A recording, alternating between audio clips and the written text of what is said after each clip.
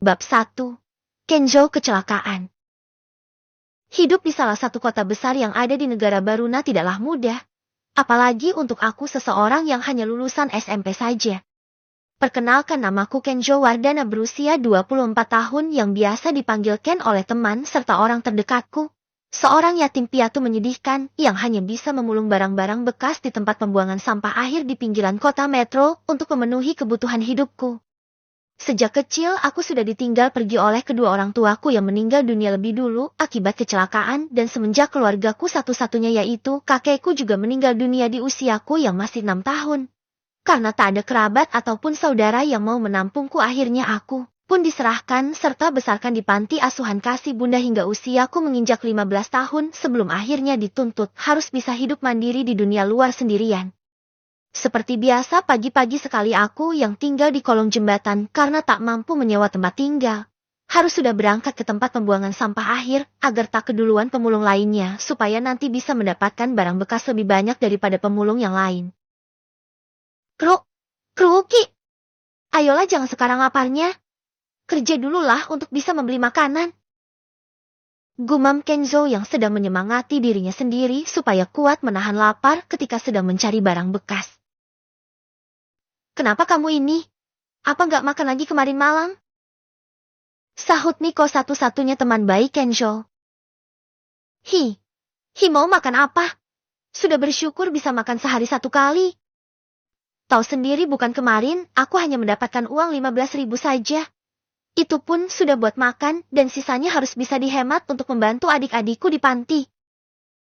Balas Kenzo yang memang selalu menyisihkan penghasilannya lalu mengumpulkannya lebih dulu sebelum diberikan kepada anak-anak panti asuhan kasih bunda tempat dirinya dibesarkan. Kalau ada ya disisihkan, tetapi kalau tidak ada ya untuk dirimu saja semua penghasilannya. Jangan siksa dirimu terus dengan selalu menahan lapar. Ini makanlah kentang rebusnya. Kebetulan kemarin ibuku mendapatkan cukup banyak sisa kentang di pasar. Ucap Niko yang menyerahkan satu kentang rebus dari dalam kantong plastik yang dirinya bawa. Kamu adalah teman baikku, sobat. Terima kasih dan ku makan ya. Balas Kenzo yang tanpa sungkan langsung menikmati makan kentang rebus pemberian dari Niko. Makan saja. Aku masih ada untuk makan siang nanti. Jawab Niko. Oh ya, kamu sudah dapat banyakkah hari ini? Tanya Kenzo sambil menikmati makanannya. Udah lumayan banyak, namun hanya ada botol plastik saja yang kudapatkan. Tak ada kardus apalagi besi ataupun tembaga yang kudapatkan hari ini. Kalau kamu sendiri, sudah dapat apa saja tadi? Balas Niko yang menemani Kenzo beristirahat. Aku cukup beruntung hari ini. Ada beberapa kardus, botol plastik serta ada juga ponsel butut yang kudapatkan. Tetapi aku tak tahu apakah ponsel butut ini bisa dijual atau tidak. Jawab Kenzo yang langsung menunjukkan ponsel butut yang dia temukan pada Niko. Ponsel butut apa ini? Kenapa gak ada mereknya? Ya, semoga saja nanti juragan Maman bersedia membayar ponsel bututmu ini, agar hari ini kamu tak puasa makan lagi. Balas Niko yang langsung mengembalikan lagi ponsel butut milik Kenzo. Ya, semoga saja juragan Maman nanti bersedia membayarnya. Kalau begitu ayolah lanjut lagi kerjanya dan terima kasih kentang rebusnya. Jawab Kenzo yang langsung bangkit dan bergegas melanjutkan lagi mencari barang bekas setelah perutnya terisi sedikit makanan. Beberapa saat kemudian, karena hari sudah semakin siang dan 2 karung besar tempat barang bekas yang dia bawa telah penuh, Kenzo pun bergegas pergi ke tempat pengepul barang bekas langganannya yang bernama Juragan Maman. Selamat siang, Juragan Maman. Sapa Kenzo setibanya di tempat usaha Juragan Maman. Oh, rupanya kamu, Ken. Banyak juga barang bekas yang kamu dapatkan hari ini. Sini biar aku periksa serta ku timbang dulu. Sudah kamu pisah bukan sesuai jenis barangnya masing-masing. Balas Juragan Maman yang langsung bersemangat setelah melihat cukup banyak barang-barang bekas yang dibawa oleh Kenzo. Sudah saya pisah, Juragan. Silahkan diperiksa dulu lagi. Hari ini saya cukup beruntung karena mendapatkan barang bekas yang cukup banyak dan juga ada ponsel butut juga di sini. Apakah Juragan Maman bersedia membayarnya juga? Ucap Kenzo yang langsung memperlihatkan ponsel butut yang dirinya dapatkan. Ponsel merek apa ini? Kenapa tak ada tulisan apapun? Tidaklah. Untuk ponselnya aku tak mau membelinya. Kamu buang lagi saja ke tempat sampah atau kamu simpan saja lagi untuk kenang-kenangan. Siapa tahu saja suatu saat nanti ada orang yang mau membelinya. Balas juragan Maman yang mengembalikan lagi ponsel butut pada Kenzo. Baiklah juragan. Jawab Kenzo yang langsung menyimpan ponsel bututnya lagi ke dalam saku celananya. Beberapa saat kemudian, setelah juragan Maman memeriksa isinya dan menimbang beratnya, dirinya pun langsung menyerahkan uang sebanyak 32.000 pada Kenzo sebagai bayaran dari semua barang bekas yang didapatkannya hari ini. Dengan wajah berseri-seri serta bersemangat setelah mendapatkan uangnya, Kenzo yang sudah sangat lapar sekali langsung bergegas pergi lebih dulu ke tempat makan pinggir jalan yang menjadi langganan makannya. Tak lama dirinya berjalan, ketika sedang dalam perjalanan ke tempat makan langganannya sambil mencari barang-barang bekas di sepanjang jalan. Kenzo yang melihat mobil mewah yang melaju cukup kencang dan tak terkendali akan menabrak seseorang kakek tua yang akan menyeberang jalan. Tanpa pikir panjang dirinya pun langsung bergegas berlari untuk menyelamatkan kakek tersebut. Awas kek! Teriak Kenzo yang langsung menarik tubuh kakek tersebut ke dalam pelukannya lalu melindunginya dengan tubuhnya. Cit! Bugeh! Dageh! Suara rem mobil yang berusaha berhenti namun sayang masih menyenggol tubuh dari Kenzo yang membuatnya langsung terpental cukup jauh. Au! Kakek apakah baik-baik saja? Ucap Kenzo yang berusaha bangkit untuk melihat kondisi kakek yang baru diselamatkannya tanpa memperdulikan tubuhnya yang sudah penuh dengan luka serta berdarah akibat tergores dan juga kepalanya terbentur aspal jalan. Kakek baik-baik saja nak. Terima kasih karena kamu sudah bersedia menyelamatkan kakek. Tubuhmu berdarah cukup banyak nak. Apakah kamu ingin kakek antarkan ke rumah sakit? Balas kakek Hartono yang langsung mengkhawatirkan luka di tubuh Kenzo yang terus saja mengeluarkan cukup banyak darah di beberapa bagian tubuhnya. Belum sempat Kenzo menjawab pertanyaan dari kakek Hartono, seorang pemuda yang terlihat marah turun dari dalam mobilnya dan langsung saja datang menghampiri Kenzo, serta kakek Hartono berada. Kalian berdua tak punya mata ya? Mau mati jangan menabrakkan diri kalian ke mobilku. Jadi lecet bukan gara-gara ulah kalian ini. Apakah kalian mampu mengganti rugi kalau sudah begini? Lihatlah mobilku jadi tergores karena ulah kalian berkedua. Teriak Robert Sanjaya, sosok pemuda kaya yang terkenal di kota metro karena kesombongannya serta playboy. Kenapa kamu gak minta maaf tapi malah menyalahkan kami? Kamu yang mengendarai mobilnya tak becus tadi tapi masih saja berani marah. Balas kakek Hartono. Hei orang tua, jaga mulut busukmu itu ya. Lihat baik-baik sedang berhadapan dengan siapa kamu berbicara. Dia adalah Tuan Muda Robert Sanjaya, anak dari Gilang Sanjaya, pemilik Sanjaya Group, salah satu perusahaan ternama di kota ini. Apa kalian mau membusuk di penjara selamanya karena telah berani berusaha memeras Tuan Muda Robert dengan cara pura-pura tertabrak? Sahut sosok gadis cantik yang baru saja turun dari dalam mobil dan sedang berusaha merapikan pakaian serta rambutnya. Pantas saja mobil yang kamu kendarai tak terkendali tadi. Pasti kalian sedang bermesraan di dalam mobil bukan? Lihat pakaian serta riasanmu itu. Masih saja menyalahkan anak muda serta kakek ini. Aku akan menjadi saksi untuk mereka berdua kalau mobil kalianlah yang bersalah dan juga telah mencelakai kedua orang ini. Teriak salah satu pengguna jalan yang berhenti karena melihat keributan. Benar itu. Aku juga bersedia menjadi saksi di kepolisian nanti kalau mobil kalianlah yang telah mencelakai kedua orang ini. Apalagi ada kamera di dashboard mobilku yang merekam jelas kecelakaan tadi. Sahut pengguna jalan lainnya. Bab 2. Sistem poin kebaikan. Mendengar ucapan dari beberapa orang yang malah menyalahkan serta bersedia menjadi saksi kecelakaan tersebut, nampak jelas wajah Robert Sanjaya langsung terlihat panik dan berkeringat dingin di dahinya. Sudahlah untuk kali ini, anggap saja aku sedang sial karena telah bertemu dengan kalian berkedua. Ayo mari sayang masuk segera ke dalam mobil.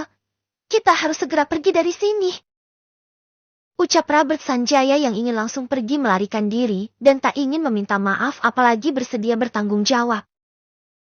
Tunggu dulu anak muda. Kamu tak boleh pergi begitu saja setelah apa yang telah kamu lakukan pada kita berdua tadi.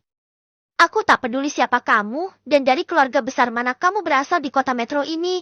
Karena kamu harus meminta maaf lebih dulu pada kita berdua, serta memiliki etikat baik untuk membawa anak muda ini pergi ke rumah sakit. Sahut kakek Hartono yang langsung menghalangi Robert yang ingin pergi melarikan diri. Apa yang kamu katakan barusan kakek tua? Sudah untung kalian gak kutuntut untuk mengganti rugi karena telah sengaja menabrakkan diri kalian hingga membuat mobilku lecet. Sekarang masih berani kamu memintaku untuk meminta maaf serta membayar pengobatan pemulung ini. Balas Robert yang langsung tersulut emosinya. Benar itu sayang. Jangan mau kalau diminta untuk bertanggung jawab. Kedua orang miskin ini hanya ingin meminta uang padamu saja. Kecelakaan ini juga karena ulah mereka yang tak hati-hati saat ingin menyeberang jalan. Ucap pacar Robert.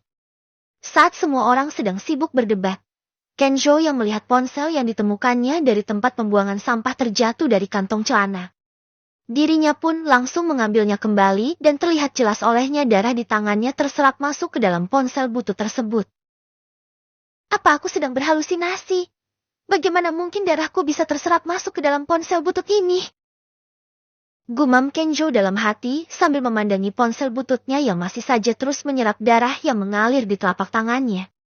Tai. Tuan rumah baru telah terdeteksi. Silakan bersabar menunggu beberapa saat untuk proses mengunduh serta pembaharuan sistem. Ucap sistem AI yang langsung mengejutkan Kenzo. Suara apa tadi? Bagaimana bisa ponsel butut ini tiba-tiba saja bisa aktif? Gumam Kenzo yang terus memandang ponsel bututnya yang menunjukkan presentase angka terus meningkat.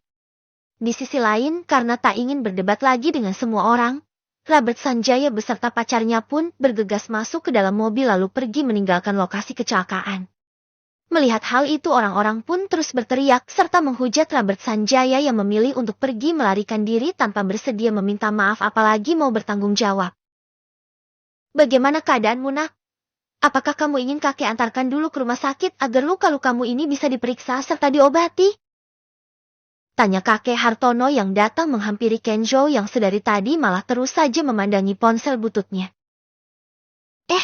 Gak perlu kek. Saya gak apa-apa kok. Apa kakek ingin menyeberang jalan? Biar saya bantu dulu menyeberang sebelum saya melanjutkan lagi perjalanan. Balas Kenzo yang langsung tersadar dari lamunannya. Tak perlu nak.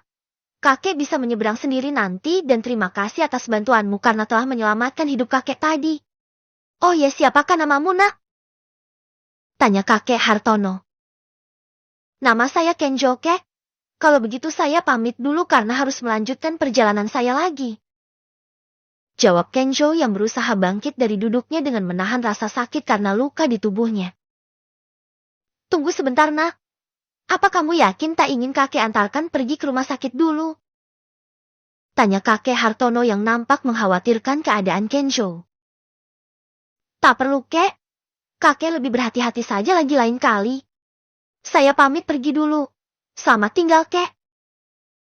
Jawab Kenzo yang langsung berjalan pergi sambil membawa karung barang bekasnya. Melihat kepergian Kenzo yang terlihat menahan rasa sakit dengan cara jalannya yang tertati-tati. Kakek Hartono yang sebenarnya kasihan hanya bisa melihatnya pergi karena Kenzo tak bersedia dibawa ke rumah sakit untuk diobati. Mulia sekali anak ini. Aku harus bisa menyatukannya dengan Alina setibanya di rumah nanti. Gumam kakek Hartono yang langsung mengambil ponselnya untuk menghubungi seseorang. Di sisi lain, tak jauh Kenzo berjalan karena rasa sakit di kaki serta pinggangnya. Dirinya pun akhirnya memutuskan untuk mencari tempat dulu untuk beristirahat. Tai. Proses pembaharuan telah selesai. Selamat untuk tuan rumah karena telah berhasil terhubung serta diakui oleh sistem poin kebaikan. Untuk hadiah pertemuan pertama sistem akan menghadiahi tuan rumah pil obat penyembuhan serta kartu bank yang berisi uang 100 juta. Ucap sistem AI yang seketika saja mengejutkan Kenzo yang sedang duduk menyandarkan tubuhnya. Siapa itu yang berbicara? Sahut Kenzo yang langsung melihat di sekelilingnya. Saya adalah sistem poin kebaikan yang berwujud ponsel pintar tuan rumah dan hanya tuan rumah saja yang bisa mendengar ucapan saya ini. Balas sistem AI yang semakin membuat Kenzo penasaran. Mendengar ucapan sistem AI, Kenzo pun langsung mengeluarkan ponsel dari dalam saku celananya dan benar saja layar ponsel itu pun terlihat menyala serta hanya tertera tulisan terima. Kenapa hanya ada tulisan terima saja? Apa maksudnya ini? Gumam Kenzo yang terus memandangi layar ponselnya. Itu untuk konfirmasi pengambilan hadiahnya Tuan. Dengan cara menekan terima di layar ponsel pintar maka hadiah pil obat penyembuhan serta kartu ban untuk Anda akan langsung bisa didapatkan. Jawab sistem AI yang kembali menjelaskan. Walaupun dirinya masih bingung serta tidak yakin dengan ucapan dan juga penjelasan dari sistem AI, tetapi Kenzo yang dibuat sangat penasaran hanya bisa mencobanya dengan cara menekan terima pada layar ponselnya dan tak lama kemudian setelahnya ponsel itu pun menyala cukup terang. Dengan menghilangnya sinar dari layar ponsel, nampak botol obat kristal serta kartu ban muncul di pangkuannya. Botol kristal yang cukup bagus. Apakah botol ini akan laku bila dijual nanti? Dan kartu ini apakah benar ada uangnya sebanyak 100 juta? Gumam Kenzo yang kembali dibuat bingung serta semakin penasaran. Tentu saja itu benar tuan rumah. Di dalam kartu ban tersebut terdapat uang dengan jumlah nominal sebanyak 100 juta dan juga pil obat penyembuhan di dalam botol kristal tersebut yang bisa menyembuhkan langsung semua luka di seluruh tubuh tuan rumah tanpa meninggalkan bekas sedikit pun. Balas sistem AI. Baiklah. Apa salahnya juga mencoba meminumnya? Rasa sakit di seluruh tubuhku ini juga sangat menyakitkan sekali. Hingga rasanya aku ingin pingsan karena tak bisa lagi kutahan sakitnya. Ucap Kenzo yang langsung meminum pil obat penyembuhannya tanpa ragu lagi. Tak lama setelah meminum pil obat penyembuhannya, sensasi kesemutan pun langsung bisa dirasakan di sekujur tubuhnya lalu disusul dengan sensasi rasa dingin yang membuatnya nyaman. Karena sensasi rasa nyaman serta menghilangnya rasa sakit di tubuhnya, tanpa sadar Kenzo yang juga kelelahan akhirnya tertidur di teras depan sebuah ruko yang tak dipakai hingga rasa lapar membuatnya terbangun lagi setelah tadi tertidur hampir 2 jam lamanya. Lendir hitam dari mana ini? Kenapa tubuhku penuh dengan lendir hitam yang baunya sangat menyengat? Gumam Kenzo yang terkejut karena melihat sekujur tubuhnya dipenuhi oleh lendir hitam yang baunya sangat menyengat. Karena tak tahan dengan baunya, sebelum pergi mencari makan Kenzo pun lebih dulu bergegas mencari kamar mandi umum untuk membersihkan tubuhnya terlebih dulu. Bab 3. Perubahan Kenzo.